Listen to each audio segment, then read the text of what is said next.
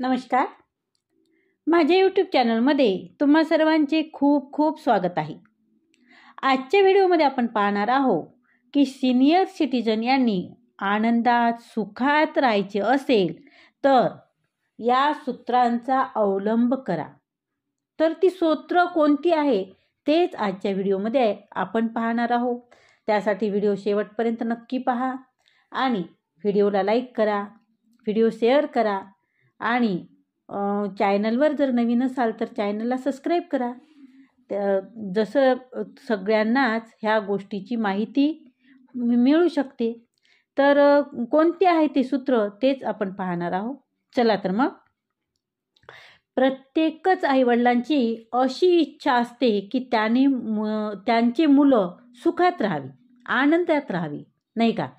तर असं कोणत्याच आईवडिलांना वाटत नाही की स्वतः त्रास सहन करून आपल्याला किंवा आपल्या मुलांनी त्यांना त्रास सहन करून आईवडिलांना सुखात ठेवावं असं कोणत्याच आईवडिलांना वाटत नाही. आणि आपल्या मुलांनी खूप प्रगती करावी असंच प्रत्येक आईवडिलांना वाटते. त्यांनी सुखात जीवन जगावं, त्यांना सुद्धा सुखात ठेवावं, आईवडिलांना सुद्धा सुखात ठेवावं ही माफक अपेक्षा मात्र आईवडिलांची असते मुलांकडून. आणि मुलांसाठी आईवडिलांची काही त्यागसुद्धा करायची तयारी असते, काही त्यागसुद्धा करण्याची त्यांची मानसिकता असते. परंतु मनात कुठे ना कुठेतरी असं वाटतच ना की मुलांनी त्यांच्याकडे लक्ष द्यावं. हे एका कोपऱ्यात कुठंतरी आईवडिलांना वाटत असतं. त्यांना सन्मान द्यावा आणि जेव्हा खरंच वेळ येईल तेव्हा काही त्यांच्या आरोग्याच्या तक्रारी असेल किंवा काही काम पडलं असेल त्यावेळेला त्यांच्यासाठी वेळ काढून आणि गरज असेल तेव्हा मुलांनी सेवा करावी ही अपेक्षा मात्र आईवडिलांची असतेच, नाही का? परंतु असं लक्षात येतं की 90% केसेसमध्ये असं होताना दिसत नाही. असं म्हणजे पाहिलं तर असं 90%, 10% होते, पण 90% केसेसमध्ये असं दिसत नाही की आईवडिलांची सेवा किंवा कुठेतरी आईवडील नाराज असतात ह्या गोष्टीला धरून. तर त्याचं कारण काही मुलांच्या काही प्रॉब्लेम्स असू शकतात किंवा परिस्थिती असू शकते किंवा त्यांच्या काही समस्यासुद्धा असू शकतात. मग काय होतं की मग चालू होतं आईवडिलांच्या दुःखाची किंवा आपण असं म्हणू की त्यांची मुलांकडून जे अपेक्षा होती, एक्सपेक्टेशन होतं आणि ते पूर्ण न झाल्यामुळे काय होतं, काही कारणामुळे मुलं उपलब्ध नाही झाले किंवा मुलांनी त्यांना वेळ नाही दिला तर त्यावेळी चालू होतं आईवडिलांचे मानसिक त्रास त्यांना होतो. त्यांना त्रास होतो ह्या गोष्टीचा की मुलं आपल्याला वेळ देत नाही, मुलं आपल्याकडे लक्ष देत नाही. ह्या गोष्टीचा मात्र आईवडिलांना त्रास होतो आणि कुठे ना कुठे दुःख त्यांच्या मनात ते असतं घर करून आणि ते बेचैनसुद्धा होतात, मग भावूक होतात. कारण वय झाल्यामुळे ह्या भावना त्यांच्या होतात तयार का आपल्याकडे आता लक्ष देत नाही. आणि म्हातारपणामुळं माणसं मला वाटते जास्त भावूक होतात आणि कधीकधी मुलं आणि त्यामुळं काय होते, कधीकधी मुलं आणि त्यांच्या विरुद्ध आईवडिलांचं तणावाचं वातावरण होतं. दोघांच्या मध्ये तणाव चालू होतो. त्यामुळे बोलणं बंद होतं, तक्रारी होतात आणि मग काय होतं, मुलाविरुद्ध आईवडील अशा प्रकारचा वाद चालू होताना आपल्याला बऱ्याचदा लक्षात येतं आणि मग त्यांच्या दोघांमधला संवाद बंद होतो, बोलणं बंद करतात. बघा काय होतं की मुलं तुमच्याकडे दुर्लक्ष करत आहे तर त्या त्रासाला, दुःखाला तुम्ही संपवू शकत नाही. तुम्ही तो त्रास कमी मात्र करू शकता, पण तो त्रास तुम्ही संपवू शकत नाही. तो कायमचा तुम्ही त्या समस्येला कायमचं बंद करू शकत नाही, कारण ही मानसिक गोष्ट आहे ना. त्यामुळे त्याच्यावर कुठलंही असं उपाय नाही आहे. पण तुम्ही ते कमी मात्र नक्कीच करू शकता. त्या कमी करण्यासाठी तुम्हाला काय करावं लागेल, त्रासाला तुम्ही संपवू शकत नाही, परंतु ते कमी नक्कीच करू शकता. त्यासाठी तुम्हाला तुमची मानसिकता तशी करावी लागेल. त्यासाठी तुम्हाला तशी तयारी करायला पाहिजे. तुम्ही तयारीत राहायला पाहिजे. असा विचार करायचा की आम्ही ह्या प्रकारे त्यांच्याकडून अपेक्षा ठेवायची नाही.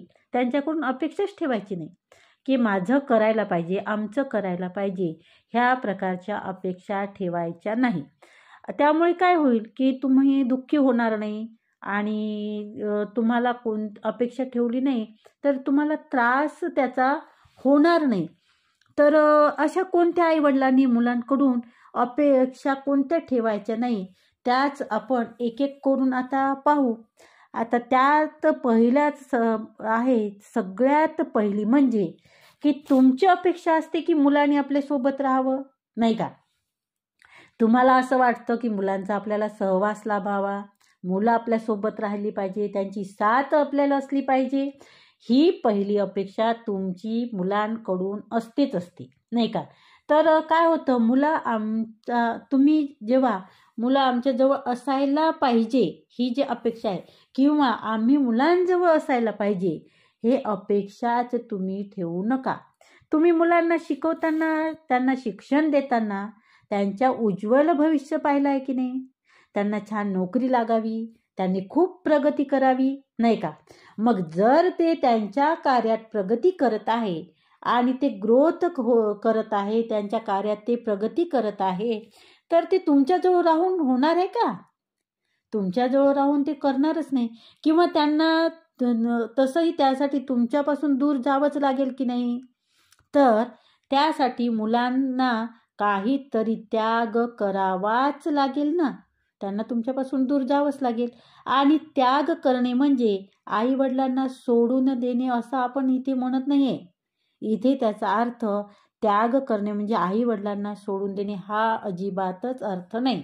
परंतु जर त्यांना प्रगती करायची आहे तर त्यांना दुसऱ्या शहरात जावं लागेल, नोकरी करावी लागेल आणि कधी दुसऱ्या देशात सुद्धा एखाद्या वेळेला दुसऱ्या शहरात त्यांनी नोकरी करणं आणि कधी कधी काय होतं तर दुसऱ्या देशात सुद्धा मुलांना जावं लागतं आणि मग दुसऱ्या देशात जाण्याची वेळ येते तेव्हा तुम्हाला जवळ ठेवून किंवा तुमच्या जवळ राहून ते प्रगती करू शकतील का? नाही करू शकणार. अशा परिस्थितीमध्ये सोबत राहणे अशक्य नाही का? अशक्य आहे. आईवडिलांनी जर म्हटलं की माझ्यासोबत राहा किंवा आम्हाला सोबत घेऊन चाल, तर ही अपेक्षा मला वाटतं योग्य नाही आहे. आणि दुसरी गोष्ट म्हणजे काय होतं, त्यांचं लग्न होतं, त्यांना मुलं बाळ होतात आणि त्यांचं एक कुटुंब बनतं, एक परिवार बनतं आणि त्यांचे वेगळे प्रश्न तयार असतात, त्यांच्या वेगळ्या जबाबदाऱ्या असतात मुलांच्या आणि त्यांच्यासाठी प्राधान्यक्रम मात्र आता बदललेला असतो. प्रथम म्हणजे आता त्यांची मुलं, त्यांचा प्राधान्यक्रम त्यांची मुलं राहतात, त्यांची पत्नी राहते आणि यात काही चुकीचं आहे असं मला वाटत नाही. चुकीचं आहे का यात? यात काही चुकीचं आहे असं मला वाटत नाही. कारण काय तर त्यांच्या जबाबदाऱ्या त्यांनी घ्यायलाच पाहिजे. त्यांनी जर घेतल्या नाही तर मग कोण घेणार आहे? आणि आता बघा काय होतं, आता तर तुम्ही 70+ 70+ नाही का असाल तर तुमचं आयुष्य आणखी राहिलं किती? 30 वर्ष, नाही का? आणि यात तुम्ही तुमच्या ज्या काही जबाबदाऱ्या होत्या त्या तुम्ही पूर्ण केल्या आहेत की नाही? तुम्ही तुमच्या जबाबदाऱ्या पार केल्या. आता तुम्ही तुमच्या जबाबदाऱ्यातून मुक्त झाला नाहीत का? परंतु होतं काय की आता त्यांची टर्न आहे, आता त्यांची जबाबदाऱ्या चालू झाल्या आहे, त्यांच्या जबाबदाऱ्या वाढलेल्या आहे. जसे की मुलं, त्यांचं शिक्षण पाणी, नोकरी आणि त्यांचं स्वप्न असते जे काही त्यांनी पाहिलेलं असेल ते, आणि ते पूर्ण करता करता जर तुम्ही कुठे लांब जाणारच हे निश्चितच आहे. आणि यात वाईट वाटून घेण्याजोगं काय आहे? यात वाईट वाटून घेण्याजोगं काहीही नाही. तुम्ही हेच तर विचार करत होता ना की माझ्या मुलांनी खूप प्रगती करावी, तो खूप त्याने मोठं बनावं. काय होतं ना की वेळेनुसार तुम्ही आई वडिलांचा प्राधान्यक्रम बदलत जातो आणि त्यात तुम्ही वाईट वाटून घेण्याची काहीही गरज नाही. आणि तसं पाहिलं तर आज काय आहे की टेक्नॉलॉजी एवढी प्रगत झालेली आहे की तुम्ही दुनियाच्या कोणत्याही टोकात जरी असले तरी सुद्धा तुम्ही एकमेकांसमोर बसून बोलू शकता व्हिडिओ कॉलच्या माध्यमातून. त्यांचं काय चालू आहे त्यांच्या जीवनात, तुमच्या जीवनात काय चालू आहे, काय प्रकार म्हणजे कोणत्या प्रॉब्लेम तुमचे आहे, त्यांचे काय प्रॉब्लेम आहे, तुम्ही एकमेकांना निश्चितच शेअर करू शकता, नाही का. ते कुठेही जरी असले तरी, सहवास जरी नसला तरी सुद्धा तुम्ही शरीराने जरी एकत्र नसाल तरी तुम्ही रोज तुमच्या मुलांसोबत भावनिकदृष्ट्या, मला इथे म्हणायचं आहे की तुम्ही भावनिकदृष्ट्या तुम्ही जवळ आहातच की, नाही का. आणि व्हिडिओ कॉलच्या माध्यमातून तुम्ही एकमेकांसमोर बसून काही प्रॉब्लेम आहे, काही कोणत्या गोष्टी आहे आणि तुम्हाला काही बोलायचं आहे मनातून, तुमच्या नातवासोबत बोलायचं आहे, सुनेसोबत बोलायचं आहे, मुलासोबत बोलायचं आहे, तर तुम्ही व्हिडिओ कॉलच्या माध्यमातून जोडले जातातच, नाही का. आणि त्याचाच आनंद घ्या. आणि मला वाटतं हा अट्टहास तुम्ही सोडावा, यातच तुम्ही सुखी राहा, नाही का. की मुलं आपल्याजवळ किंवा आपण त्यांच्याजवळ, तर हा अट्टहास ठेवूच नाही. आणि आहे त्या याच्यात तुम्ही समाधानाने आनंदाने जर राहिला तर तुम्ही निश्चितच सुखी राहाल. दुसरी अपेक्षा मुलांकडून हे ठेवली जाते की वेळ बघा, टाईम बघा. काय होतं, बऱ्याच जबाबदाऱ्या काय होतं की बऱ्याच असं होतं की वेळ देत नाही. बऱ्याच जणांच्या तक्रारी असतात की मुलं आम्हाला वेळच देत नाही, ते आमच्याशी बोलतच नाही, आम्हाला आता मुलं विसरली. तर हे बघा, ही आमची चुकीची मानसिकता आहे, तुमची ही चुकीची मानसिकता आहे. मुलांच्या मनात असं काहीही नसतं की वेळ द्यायचा नाही. आणि खरं काय आहे ना, खरं हे आहे की काय होतं की धावपळीच्या जीवनात त्यांना वेळच मिळत नाही. मुळे, त्यांचं करिअरच्या टेन्शनमुळे, तसंच त्यांचं कुटुंब आहे, त्यांची मुलं आहे, त्यांच्या मुलाच्या जबाबदाऱ्या त्यांना आहे. आणि आज आपण पाहतो की अतिशय स्पर्धा आहे जॉबमध्ये किंवा नोकरीत. तुम्ही अतिशय जीवघेणं स्पर्धा आहे आणि या स्पर्धेचं त्यांना टेन्शन भरपूर असतं. नोकरीचं टेन्शन असतं, नोकरीत प्रगतीचं टेन्शन असतं आणि त्यांना त्यासाठी मेहनत करावी लागते की त्यांना तुमच्याजवळ बसून बोलायला वेळ मिळत नाही. आणि आता तुम्ही म्हणाल की त्यांना बाकी गोष्टींसाठी वेळ मिळतो, मग आमच्यासाठी का नाही. तर काय होतं की त्यांच्यावर एवढं वर्कलोड असतं ना, वर्कलोड राहतं त्यांना की दिवसाचे 12-12 तास, 14-14 तास ते काम करतात आणि मग त्यांना थोडं रिलॅक्स राहावं वाटणं साहजिकच आहे. त्यात काही वावगं आहे का? नाही. आणि मग मानसिक शांतता किंवा काम केल्यानंतर त्यांना काहीतरी डोक्याला थोडं शांतता लागतेच आणि त्यासाठी ते स्वतःसाठी वेळ देत असतील तर मला वाटत नाही की खरंच ते चुकीचं आहे. ते त्यांची गरजच आहे, ते गरजेचं सुद्धा आहे. आणि मग काय होतं की त्यात तुम्ही तुमचा वेळ मागता. अर्थात हे तुमचं चुकीचं आहे असं मी अजिबातच म्हणणार नाही, कारण तुमच्या ह्या भावना बरोबरच आहे. पण त्यामुळे काय होईल की तुम्हाला तुम्हाला त्रास करून घ्याल, तुम्हाला जास्त त्रास होईल. आणि म्हणून हे आपण समजून घेणं की त्याला वेळ मिळत नसल्यामुळे तो आपल्याला वेळ देत नाही, ही गोष्ट तुम्ही समजून घ्यायला पाहिजे. अर्थात हे चुकीचं नाही आहे, परंतु दुसरी बाजू समजून घेणं हे तेवढंच महत्त्वाचं नाही का. आणि त्यामुळं काय होईल की तुम्हाला वाईट वाटणार नाही आणि एक समाधान ठेवा ना की तो त्याच्या करिअरसाठी कौटुंबिक जबाबदाऱ्या छान सांभाळतोय, नाही का. त्यामुळे तुम्हाला त्रास होणार नाही. आणि तुम्हाला काय हवं आहे की तुमचा मुलगा सुखी राहावा, नाही का, आनंदात राहावा, हेच तुम्हाला पाहिजे ना, नाही का. लक्षात घ्या, तुम्ही आनंदी राहा. त्यांच्या आनंदात जर तुम्ही आनंद मानायला शिकला तरच तुम्ही आनंदी राहाल, नाही का. तर तुम्ही जर विनाकारणच त्याच्या नावाने ओरडा करण्यात काहीच अर्थ नाही. त्यामुळे काय होईल ना, मुलांवर तर काही याचा परिणाम होणार नाही, कारण त्यांचं रुटीन तर चालूच आहे. त्यांच्यावर काही रिकामे तुम्ही आहात. मुलं त्यांचं रुटीन करत आहे. मुलांची भरपूर कामे आहेत. त्यामुळे तुम्ही कितीही आरडाओरडा केला तर त्या गोष्टीचा मुलांवर काहीही परिणाम होणार नाही. परंतु काय होईल की तुमची मानसिक आरोग्यावर त्याचा परिणाम मात्र जरूर होईल आणि हळूहळू तुम्ही एवढे दुःखी कष्टी राहायला लागाल की त्यासाठी तुम्ही काय करा की ह्या गोष्टीचा स्वीकार करा ना, कारण मुलांजवळ वेळ नाही. ही गोष्ट तुम्ही मान्य जेवढ्या लवकर कराल तेवढं तुम्ही सुखात राहाल. आता तिसरी गोष्ट म्हणजे की मुलांकडून अपेक्षा करायला नको, ते म्हणजे की पैसा. आता लोक म्हणतात आम्ही सर्वच मुलांसाठी केलं, त्यांचं शिक्षण केलं, त्यांचं लग्न कार्य केलं, परंतु हे तुमचं कर्तव्य होतं, नाही का. ते तर तुम्हाला करावंच लागलं, तुम्ही करायलाच पाहिजे होतं, नाही का.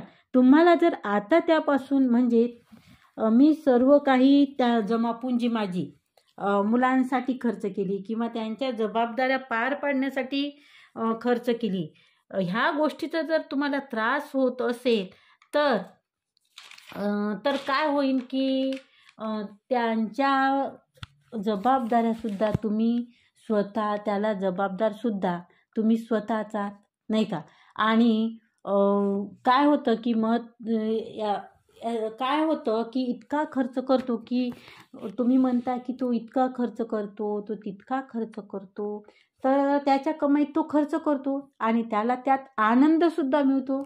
तर काय होतं की तुम्हाला काही गोष्टी नाही पटत, तुम्हाला नाही आवडत त्यांनी खर्चाच्या बाबतीत, कारण तुम्ही अतिशय परिस्थितीतून कसं खर्च हे करायचा तर ते तुम्ही सगळ्या गोष्टी पाहिलेल्या असते आणि खर्च जपून कसा करायचा हे तुमच्या अंगवळणी पडलेलं असते.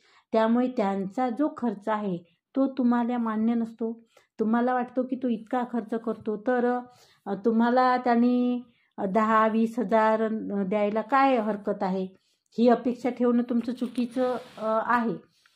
चुकीचं नाही आणि आहे सुद्धा, कारण त्याला त्यांचा खर्च असतात. त्यामुळे तुम्हाला दिले तर त्यांचा बजेट बिघडेल आणि तसंही त्यांच्या जनरेशनमध्ये आणि तुमच्या जनरेशनमध्ये बराच फरक आहे, खूप मोठा गॅप आहे. त्यामुळे मुलांकडून ही अपेक्षा ठेवणं, तुम्हाला पैसे पाठवतील किंवा देतील किंवा त्यांना मागणे पहिले बंद करा. जे आहे त्यात तुम्ही खुश राहा, आनंदात राहा आणि जास्त म्हणायला तुम्ही जाऊ नका की आम्हाला पैसे देत नाही. ह्या बाबतीत तुम्ही तुमच्या मनाला जास्त लावून घेऊ नका. आता पुढचं गोष्ट आहे सेवा. आता काय होतं की ही सुद्धा एक अपेक्षा असते की मुलांनी सेवा करावी, किंवा आता मला सांगा की सेवा करेल.